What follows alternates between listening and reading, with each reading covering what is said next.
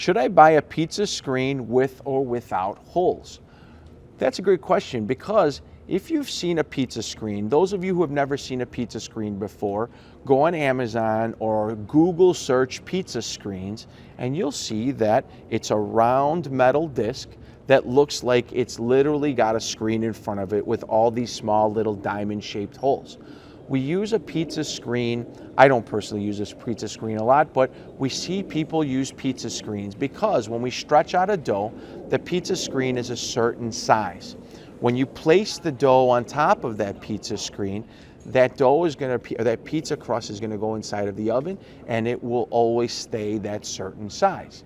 Now, the thing about using a screen is that it will allow heat to transfer through the screen onto the bottom of the crust. You know, a pizza that's been made on a screen, and there's plenty of pizzerias making pizzas on screens, especially for, let's say, pizza slice houses. You see plenty of them in New York and on the East Coast. But you always know it was baked on a screen, because if you look at the bottom of the pizza itself, you'll be able to see the design, that kind of diamond-shaped pattern all across the bottom. Not that it's a bad thing, but it's just different than if you were to bake that pizza directly on the stone or the steel of a deck oven, or if you're at home using your regular oven and you have a pizza stone or a pizza steel, it'll be the same as baking on there. Now, a screen without holes in it is just a metal disc, very thin. And if you would think of using maybe a cast iron skillet or a griddle, right?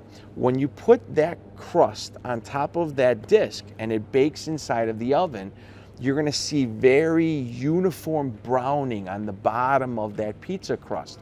You won't see any differences in that. You won't see any spotting. It's literally going to look like it was cooked on top of a griddle.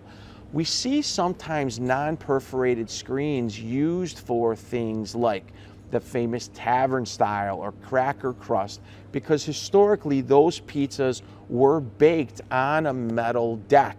They weren't pizza stones back in the day. Before, there were pizza stones, but it came a little bit later. But all those decks were metal at one point. So it gave us that historic flat bottom and that crispy texture.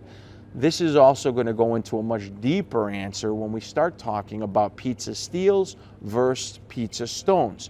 A pizza steel will also give you that very uniform bottom on the bottom of your crust, just like you were to bake it on a griddle, where the stone is porous and the stone is going to draw some moisture out of your crust and will give you more of that spotted appearance on the bottom of your dough.